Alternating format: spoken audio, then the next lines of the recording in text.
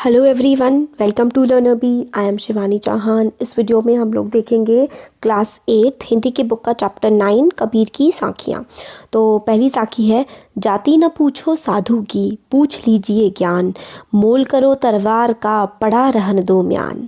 तो देखिए इसमें जो साधु है, साधु का मतलब है सज्जन इंसान जिसके पास बहुत ज़्यादा ज्ञान हो, और ज्ञान का मतलब होता है जानकारी, इन्फॉर्मेशन। और मोल का मतलब होता है कि वैल्यू क्या है, उसकी कीमत क्या है। तलवार का मतलब तलवार होता है, और रहन होता है रहने की जो जगह होती है, मयान होता है जिसमें तलवार रखी जाती है। तो इसमें क्या है कि कबीर दास जी जो है वो ये कहते हैं कि जो हमें सज्जन पुरुष होता है, जो बहुत ही ज़्यादा ज्ञानवान होता है, नॉलेजेबल पर्सन होता है, हमें उसकी जाति नहीं पूछनी चाहिए, मगर हमें उसके ज्ञान को देखना चाहिए।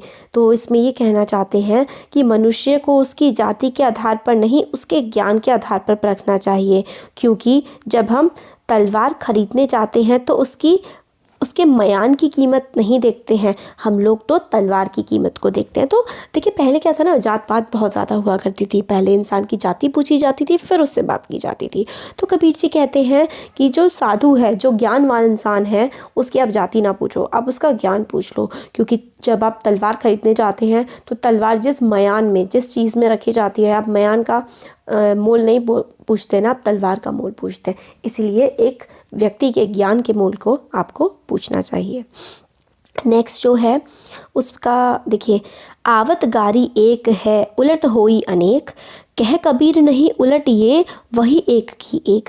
तो देखिए आवत का मतलब होता है आते हुए, और गारी का मतलब होता है गाली, उलटन का होता है पलटकर, हुई का मतलब होता है होती, अनेक मतलब होता है बहुत सारी, है ना। तो इसका क्या मतलब है? इसका ही मतलब है, इसमें कबीर जी ये कहते हैं कि जब हमें कोई गाली देता है तब वह एक होती है, पर हम पलटकर उसे भी देते हैं तो वो बढ़ते बढ़ते अनेक हो जाती हैं। इसलिए जब हम उसकी एक गाली पर ही ध्यान नहीं देंगे तो वह कहीं ख़त्म हो जाएगी, अर्थात वो एक की एक ही रह जाएगी।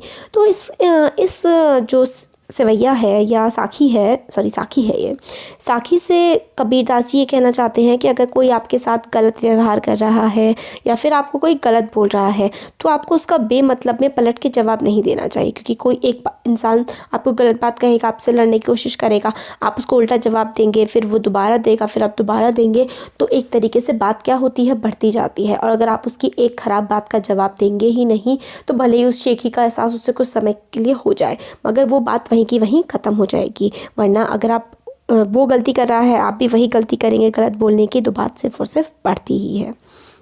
नेक्स्ट है, माला तो कर मैं फिरूं, जी भी फिरे मुख माही, मानुव तो दहु दिसु फिरे, यह तो सुमिरन नाही। तो इसका मतलब है, देखिए माला तो कर का क्या मतलब होता है, हाथ, ठीक है। फिरऊं का मतलब होता है घूमना, जीभी का मतलब होता है जीभ, टंग, मुख का मतलब होता है मुंह, माही का मतलब होता है में, दहु मानुवा का मतलब हमारा मन होता है, दहु का मतलब होता है दसों, दिसी का मतलब होता है दिशा, जो डायरेक्शंस होती हैं, त्वों का होता है तो, और सुमिरन का मतलब होता है याद करना, स्मरण करना। इसका मतलब है, देखिए कबीरदास जी इसमें इस पंक्तियों में कहते हैं कि माला को हाथ में लेकर मनुष्य मन को घुमाता है, मतलब उसका जो मन का होता है उसको घुमाता है। जीभ मुख के अंदर घूमती रहती है, मतलब आप जब मंत्र का पाठ कर रहे होते हैं, फिर माला पढ़ रहे होते हैं, तो जीभ मुंह के अंदर घूमती रहती है ना। मगर मनुष्य का जो चंचल मन है ना भाई, वो तो अनेकों दिशाओं में घूमता रहता है, पता नहीं मन में क्या क्या चलता रहता है। तो मनुष्य का जो मन है वो बहुत ही गतिशील होता है, जो बिना विचारे इधर उधर घूमता रहता है, परंतु ये भगवान का नाम क्यों नहीं लेता। तो ये बात कर रहे हैं कि भगवान के नाम में हमारा मन नहीं लगता है। जब हम पूजा करने बैठते हैं, माला का मन का भी उठाते हैं, भगवान का नाम पढ़ भी रहे होते हैं, उसके बाद भी हमारा मतलब जीभ भी चल रही होती है, हमारा हाथ भी चल रहा होता है हमारा, है ना। मगर हमारा जो मन है, हमारा मन तो पता नहीं कहाँ कहाँ घूम रहा होता है, अलग अलग बातें सोच रहा होता है। तो यही बात कबीरदास जी इसमें कहते हैं। आगे है, कबीर घास ना नींद ये, जो पाऊँ तली होए, उड़ी पड़े अब आँख में खरी दोहिली होए। तो देखिए इसका क्या मतलब है, नींदिए का मतलब नींद होता है, पाऊ का मतलब होता है पाँव, तली का मतलब होता है नीचे, आँखी जो है, आँखी उसका मतलब तो आँख होता है। खरी का मतलब होता है कठिन, जो काफ़ी मुश्किल होती है। और दुहेली का मतलब होता है दुख देने वाली, जिस चीज़ से दुख होता है। तो देखिए इस दोहे में कबीरदास जी कहते हैं कि हमें कभी घास को छोटा समझकर उसको दबाना नहीं चाहिए, क्योंकि जब घास का एक छोटा सा तिनका भी हमारी आँख में गिर जाता है तो वह बहुत दुख देता है। अर्थात हमें छोटा समझकर किसी पर कभी अत्याचार नहीं करना चाहिए। तो इसमें कबीरदास जी यही कहते हैं कि हमें खुद को बड़ा समझकर और किसी दूसरे को छोटा समझकर ये नहीं कहना चाहिए कि मतलब ये तो हमारे सामने कुछ भी नहीं है, या फिर हम उसको प्रताड़ित करें, उसको परेशान करें, किसी की बेइज्जती करें, है ना। ये सब हमें नहीं करना चाहिए, क्योंकि एक छोटा सा घास का तिनका जो हम अपने पैरों से दबा देते हैं, अगर वो हमारी आँख में चला जाए तो हमें बहुत ही ज़्यादा वो परेशान कर सकता है। इसलिए चाहे कोई छोटा हो, कोई करीब हो, हमें कभी किसी की निंदा नहीं करनी चाहिए, कभी किसी को बुरा भला नहीं कहना चाहिए, नीचा नहीं दिखाना चाहिए, क्योंकि हर चीज़ की अपनी एक वैल्यू होती है, हर इंसान की, हर किसी की इज्जत होती है। आगे है, देखिए, जग में बैरी कोई नहीं जो मन शीतल होए, या आपा को डारी दे दया करे सब कोय।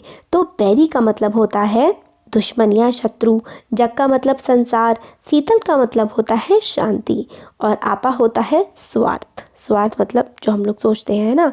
तो देखिए ये बहुत ही बढ़िया है, मतलब मेरा तो फेवरेट है ये।